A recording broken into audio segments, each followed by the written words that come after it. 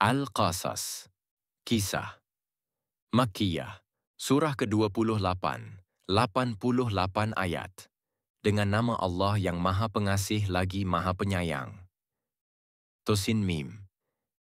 Itulah ayat-ayat kitab Al-Quran yang jelas. Kami membacakan kepadamu sebagian dari kisah Musa dan Fir'aun dengan sebenarnya untuk kaum beriman. Sesungguhnya Fir'aun telah berbuat sewenang-wenang di bumi dan menjadikan penduduknya berpecah belah. Dia menindas segolongan dari mereka, Bani Israel. Dia menyembelih anak laki-laki mereka dan membiarkan hidup anak perempuannya. Sesungguhnya dia, Fir'aun, termasuk orang-orang yang berbuat kerusakan. Kami berkehendak untuk memberi karunia kepada orang-orang yang tertindas di bumi, Mesir itu, menjadikan mereka para pemimpin dan menjadikan mereka orang-orang yang mewarisi bumi. Kami pun berkehendak untuk meneguhkan kedudukan mereka, Bani Israel, di bumi, dan memperlihatkan kepada Fir'aun, Haman, dan bala tentaranya apa yang selalu mereka takutkan dari mereka, Bani Israel. Kami mengilhamkan kepada ibu Musa, susuilah dia, Musa.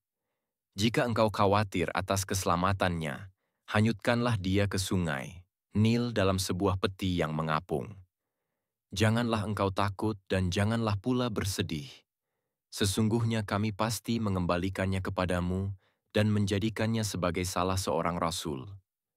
Kemudian, keluarga Fir'aun memungutnya agar, kelak, dia menjadi musuh dan penyebab kesedihan bagi mereka.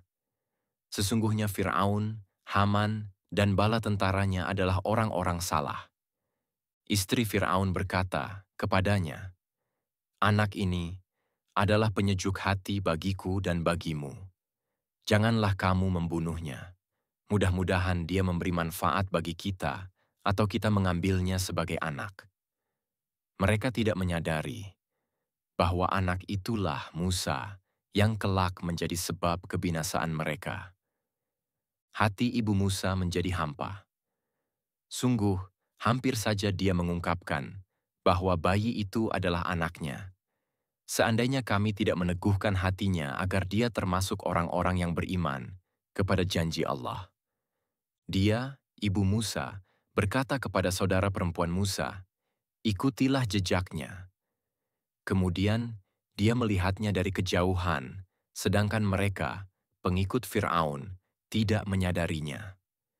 Kami mencegahnya, Musa, menyusu kepada perempuan-perempuan yang mau menyusuinya, sebelum kembali ke pangkuan ibunya.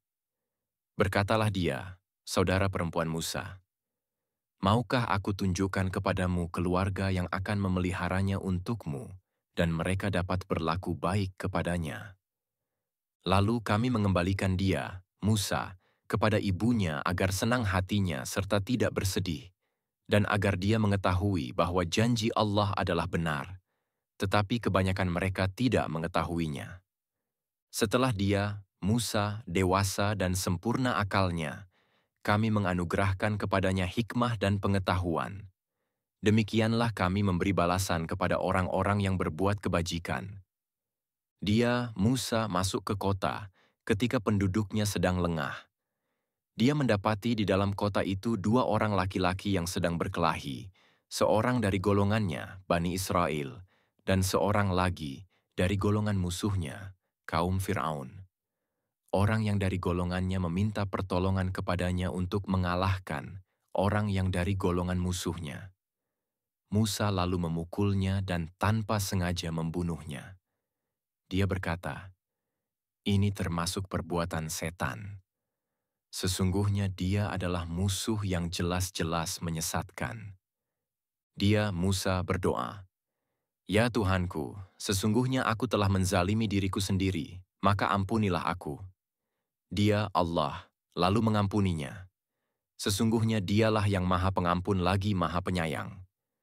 Dia, Musa, berkata, "Ya Tuhanku, karena nikmat yang telah Engkau anugerahkan kepadaku, tuntunlah aku, sehingga aku tidak akan menjadi penolong bagi orang-orang yang berbuat durhaka." Karena peristiwa itu, dia, Musa, menjadi ketakutan berada di kota sambil menunggu akibat dari apa yang dilakukannya. Tiba-tiba orang yang kemarin meminta pertolongan berteriak-teriak, meminta pertolongan lagi kepadanya. Musa berkata kepadanya, "Sesungguhnya engkau adalah orang yang jelas-jelas sesat." Ketika dia, Musa, hendak memukul orang yang merupakan musuh mereka berdua, dia, musuhnya berkata, "Wahai Musa, apakah engkau bermaksud membunuhku sebagaimana kemarin engkau membunuh seseorang? Engkau hanya bermaksud menjadi orang yang berbuat sewenang-wenang di negeri ini, dan tidak bermaksud menjadi salah satu dari orang-orang yang mengadakan perdamaian." Seorang laki-laki datang bergegas dari ujung kota seraya berkata, "Wahai Musa, sesungguhnya para pembesar negeri sedang berunding tentang engkau untuk membunuhmu. Maka, lekaslah engkau, keluar dari kota ini. Sesungguhnya aku termasuk orang-orang yang memberi nasihat kepadamu." Maka keluarlah dia, Musa, dari kota itu dengan rasa takut dan waspada. Dia berdoa, "Ya Tuhanku, selamatkanlah aku dari kaum yang zalim." Ketika menuju ke arah negeri Madian, dia, Musa, berdoa, "Semoga Tuhanku membimbingku ke jalan yang benar." Ketika sampai di sumber air negeri Madian, dia menjumpai di sana sekumpulan orang yang sedang memberi minum, ternaknya, dan dia menjumpai di belakang mereka ada 2 orang perempuan sedang menghalau ternaknya dari sumber air. Dia, Musa, berkata, "Apa maksudmu berbuat begitu?" Kedua, perempuan itu menjawab, "Kami tidak dapat memberi minum ternak kami sebelum para penggembala itu memulangkan ternaknya. Sedangkan ayah kami adalah orang tua yang telah lanjut usia." Maka dia, Musa, memberi minum ternak kedua perempuan itu.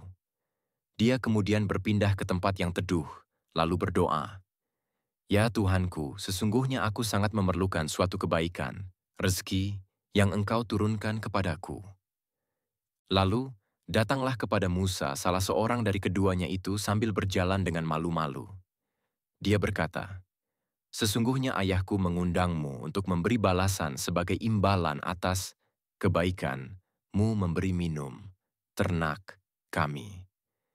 Ketika Musa mendatanginya dan menceritakan kepadanya kisah dirinya, dia berkata, "Janganlah engkau takut, engkau telah selamat dari orang-orang yang zalim itu." Salah seorang dari kedua perempuan itu berkata, "Wahai ayahku, pekerjakanlah dia. Sesungguhnya sebaik-baik orang yang engkau pekerjakan adalah orang yang kuat lagi dapat dipercaya." Dia, ayah kedua perempuan itu, berkata, "Sesungguhnya aku bermaksud menikahkanmu dengan salah seorang dari kedua anak perempuanku ini dengan ketentuan bahwa engkau bekerja padaku selama 8 tahun. Jika engkau menyempurnakannya 10 tahun, itu adalah suatu kebaikan darimu. Aku tidak bermaksud memberatkanmu. Insya Allah engkau akan mendapatiku termasuk orang-orang yang baik." Dia, Musa, berkata, "Itu perjanjian antara aku dan engkau. Yang mana saja dari kedua waktu yang ditentukan itu yang aku sempurnakan, maka tidak ada tuntutan atas diriku lagi. Allah menjadi saksi atas apa yang kita ucapkan." Maka ketika Musa telah menyelesaikan waktu yang ditentukan itu dan berangkat dengan istrinya, dia melihat api di lereng gunung. Dia berkata kepada keluarganya, "Tunggulah di sini. Sesungguhnya aku melihat api.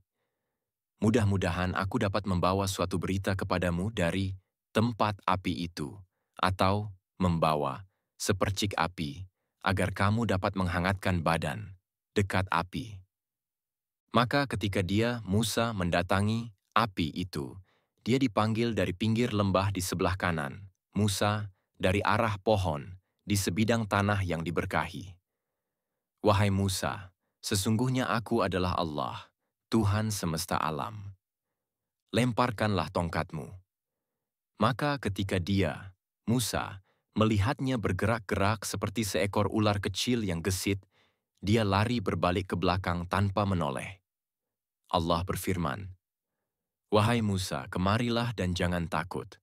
Sesungguhnya engkau termasuk orang-orang yang aman.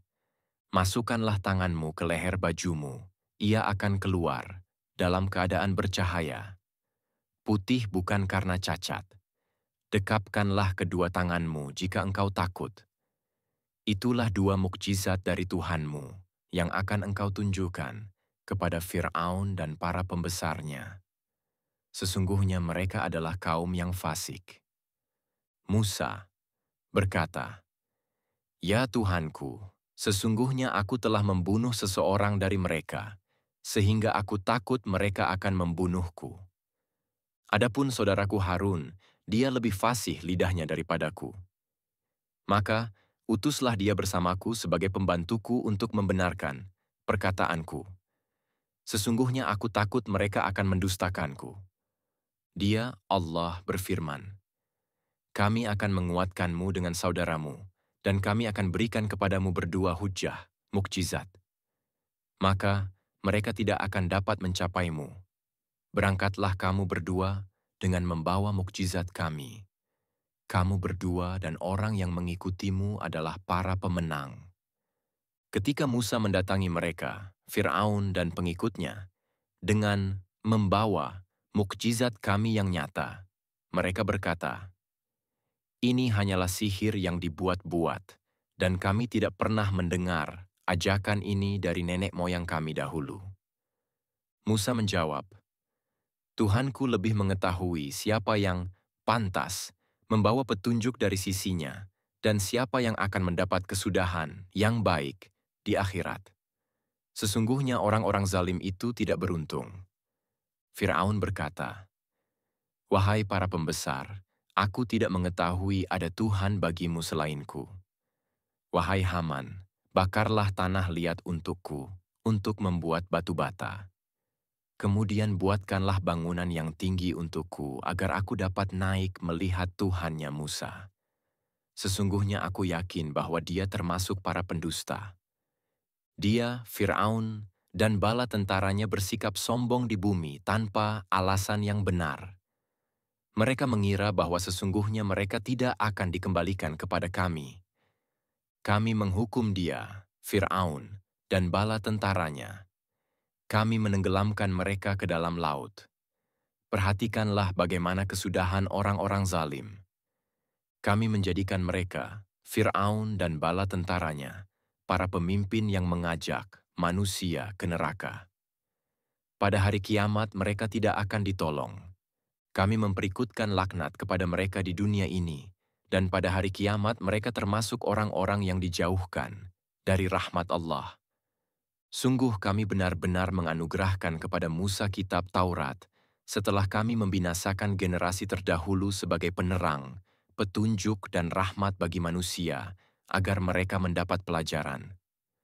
Engkau, Nabi Muhammad, tidak berada di sebelah barat, lembah suci tua, ketika kami menyampaikan risalah kepada Musa.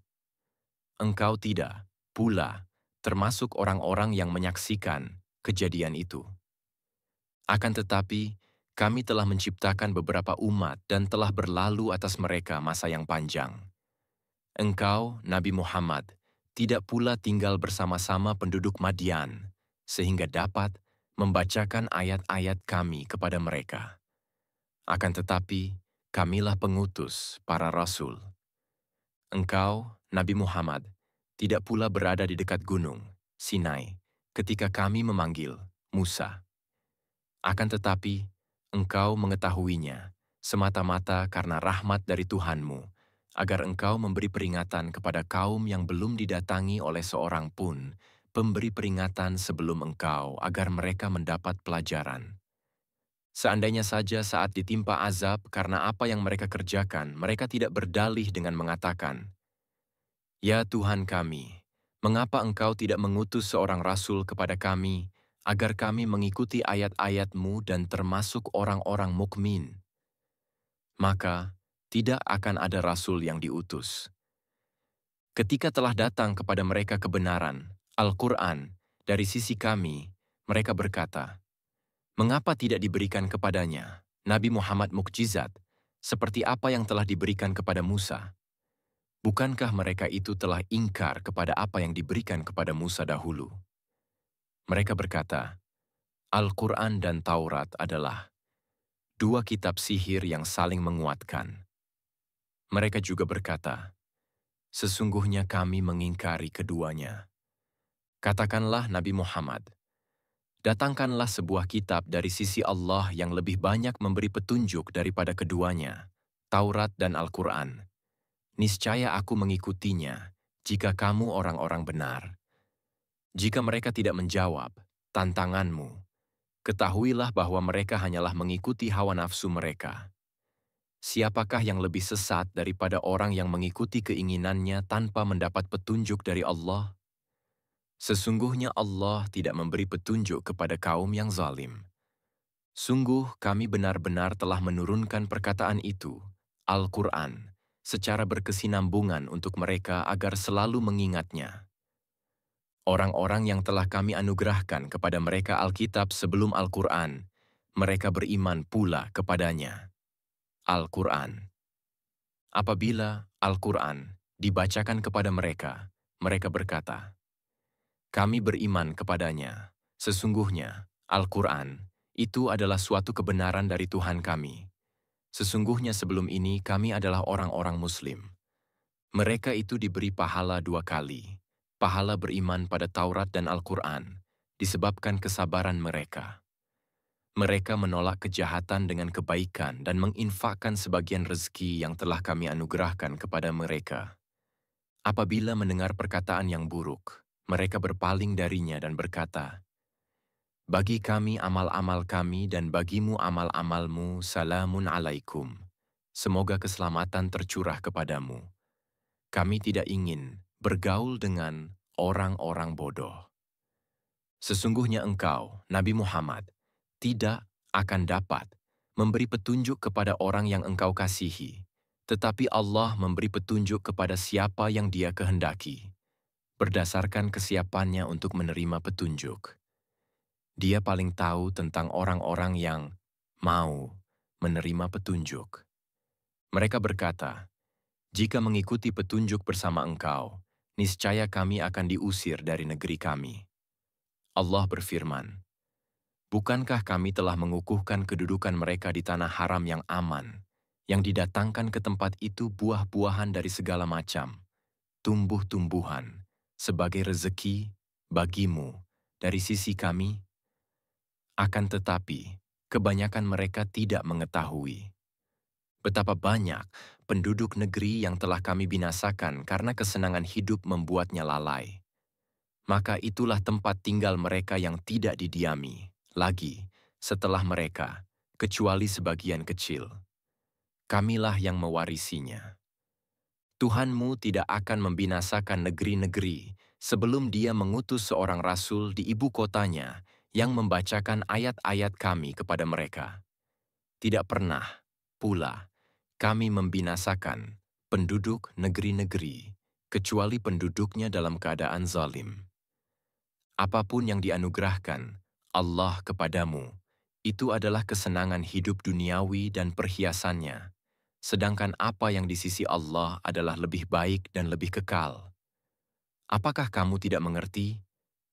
Maka apakah orang yang kami janjikan kepadanya janji yang baik, surga, lalu dia memperolehnya sama dengan orang yang kami berikan kepadanya kesenangan hidup duniawi?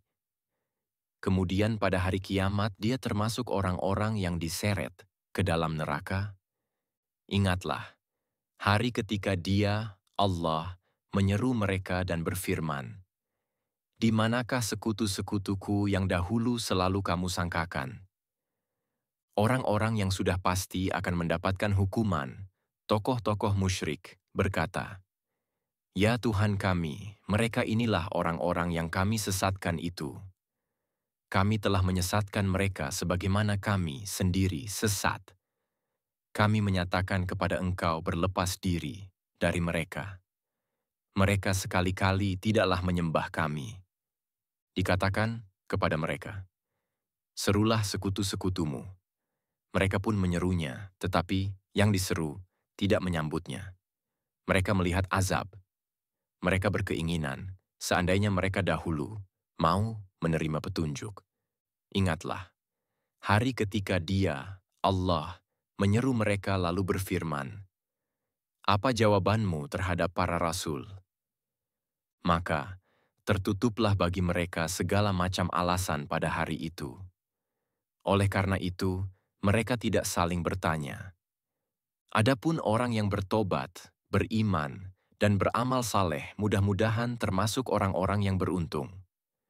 Tuhanmu menciptakan dan memilih apa yang Dia kehendaki.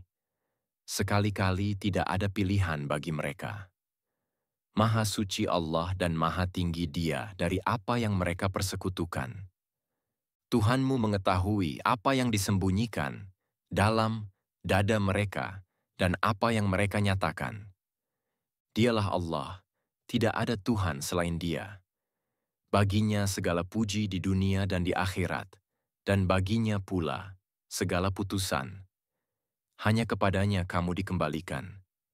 Katakanlah, Nabi Muhammad, bagaimana pendapatmu jika Allah menjadikan untukmu malam itu terus-menerus sampai hari kiamat? Siapakah Tuhan selain Allah yang akan mendatangkan sinar terang kepadamu? Apakah kamu tidak mendengar? Katakanlah, Nabi Muhammad, bagaimana pendapatmu jika Allah menjadikan untukmu siang itu terus-menerus sampai hari kiamat?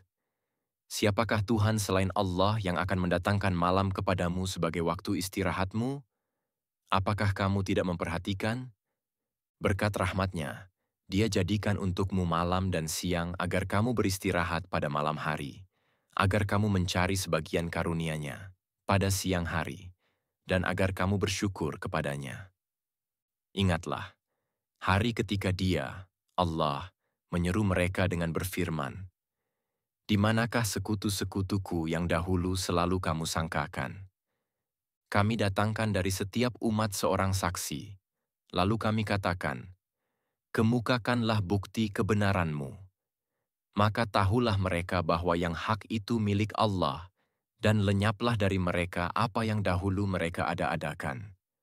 Sesungguhnya Qarun termasuk kaum Musa, tetapi dia berlaku aniaya terhadap mereka. Kami telah menganugerahkan kepadanya perbendaharaan harta yang kunci-kuncinya sungguh berat dipikul oleh sejumlah orang yang kuat-kuat. Ingatlah, ketika kaumnya berkata kepadanya, "Janganlah engkau terlalu bangga.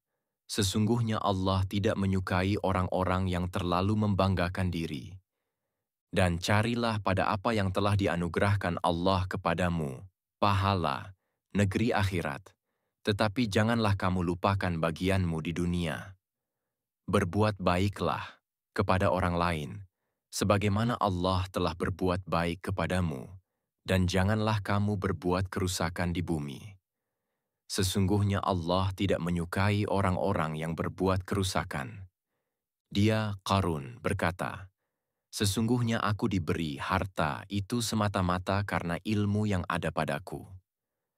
Tidakkah dia tahu bahwa sesungguhnya Allah telah membinasakan generasi sebelumnya yang lebih kuat daripadanya dan lebih banyak mengumpulkan harta? Orang-orang yang durhaka itu tidak perlu ditanya tentang dosa-dosa mereka." Maka keluarlah dia, Qarun, kepada kaumnya dengan kemegahannya. Orang-orang yang menginginkan kehidupan dunia berkata, "Andai kata kita mempunyai harta kekayaan seperti yang telah diberikan kepada Qarun. Sesungguhnya dia benar-benar mempunyai keberuntungan yang besar." Orang-orang yang dianugerahi ilmu berkata, "Celakalah kamu. Ketahuilah bahwa pahala Allah lebih baik bagi orang-orang yang beriman dan beramal saleh. Pahala yang besar, itu hanya diperoleh orang-orang yang sabar." Lalu, kami benamkan dia, Qarun, bersama rumahnya ke dalam bumi. Maka tidak ada baginya satu golongan pun yang akan menolongnya selain Allah, dan dia tidak termasuk orang-orang yang dapat membela diri. Orang-orang yang kemarin mengangan-angankan kedudukannya, Qarun, itu berkata, "Aduhai, benarlah Allah melapangkan rezeki bagi siapa yang dia kehendaki dari para hambanya, dan Dia juga yang menyempitkan rezeki bagi mereka.